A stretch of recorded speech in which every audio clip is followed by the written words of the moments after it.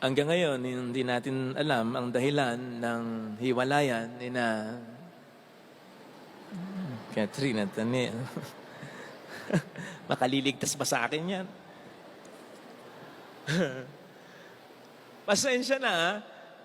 Ay, hindi ako gumawa niyan. Pinagawa ko lang yan. Sabi ko sa gumawa, masyado naman mo namang galit ka kay Daniel. Ba't naman siya pinilas mo? Father, yan ang pinakamagagawa ko eh. Kasi naman, Father, kayo talaga mga problema namin, kayong mga lalaki. Gano'n. Nadamay pa ako. So, hindi natin alam ang dahilan, ha? Pero sigurado ko, mabigat ang dahilan. Kasi hindi naman basta-basta, kakalas na lang yung mga yan. 11 years pa naman. Di ba? Sabi nga ni Catherine, yung nakikita nyo, yun talaga yun. Minahal ko talaga siya.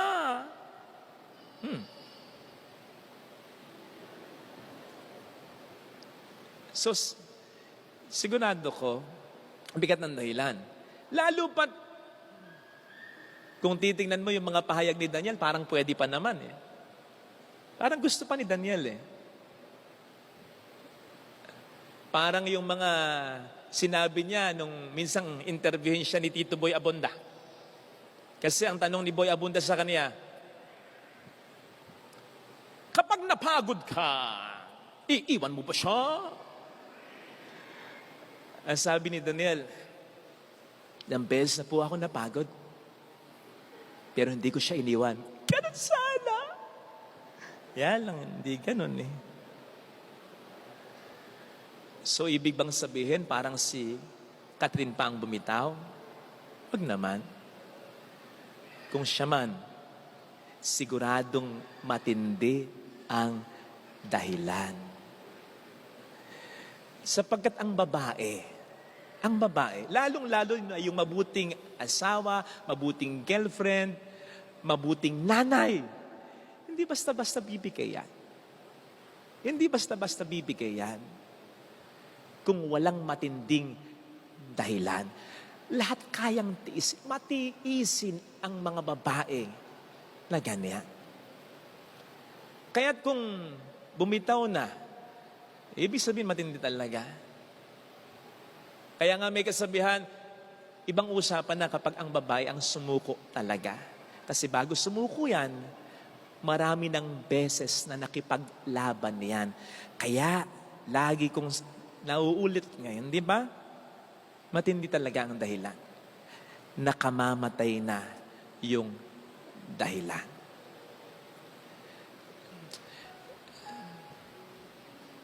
Mayroon akong crucifix dito.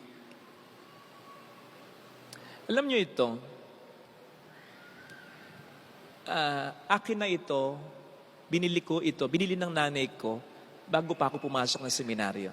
So, ilang taon ako sa seminaryo? 10, tapos may program pa, 11. Ilang taon na akong pare? 17. So, magtatatlong taon na ito. Magtatatlong taon na ito. Don't get it? Hindi perfect yung pag-aalaga ko dito. Nadudumihan to. Hindi ko madalas malinis to. Pero iniingatan ko. Hindi nyo napansin, nung ilapag ko sa altar, ginit na ako. Tapos dito, kanino ko pa kinakapa? Kasi baka matanggi ko, mabagsak. Kahit sa mga nililipatan kong kumbento, lahat yan, kapag ilalagay ko yan, sinisigurado ko, may babagsakan siya. Hindi siya babagsak sa baba para mabasa. No, iniingatan ko. Meron din akong basurahan, kasabayan to kasi papasok ako sa seminaryo eh. Basurahan, ginagamit mo yon. Ilalagay mo basura. Pero, iniingatan ko. Pag maglalagay ako ng basura, lalo na pag mga mabibigat, dahan-dahan.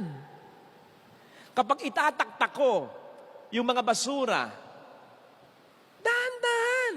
Iniingatan ko. So you see, hindi perfect yung pag-aalaga ko. Hindi ko nga nalilinis. Ginagamit ko nga basurahan eh.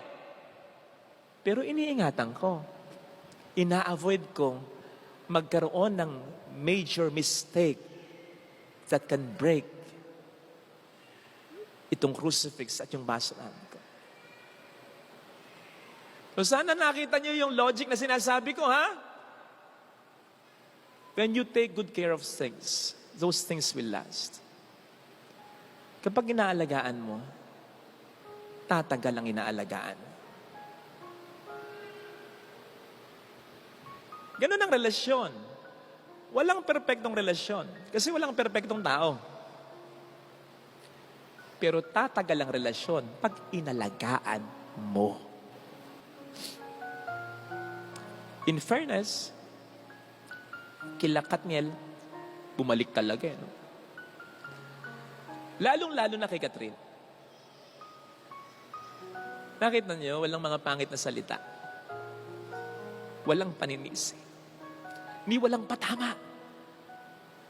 Paraphrasing, yung sabi niya, nagsimula ng may respeto, matatapos ng may respeto. Ganun sana. Bakit? Si Rane, huwag mo nang wasakin. Basag ne, huwag mo nang drugin para may maisalba ka kahit papano. Kasi sayang din yung 11 years.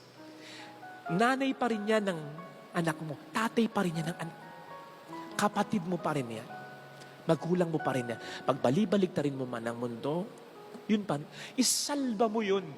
Kung ano yung pwede mo pang isalba. Kaya sana sa ginawa ni Catherine, ma-realize ni Daniel, mas loyal si Catherine kaysa sa aso niya. Kasi yung aso niya, wala namang damdamin yun eh. Wala namang isipan yun eh.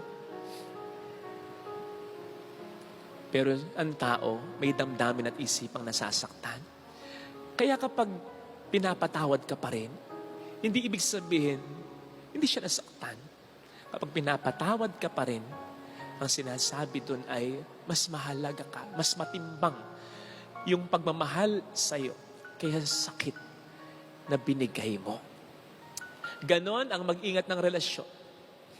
Kang gagawa ng ikasisira ng iyong relasyon at kung masira man, salba mo kung ano pwedeng isalba. Ganon.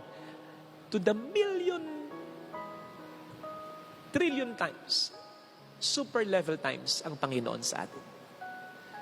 Kaya sana, salubungin natin siya, hindi lamang ngayong Pasko, kundi sa araw-araw na dumating, siya'y sa ating salubungin sapagkat siya itong talagang nagmamahal sa atin.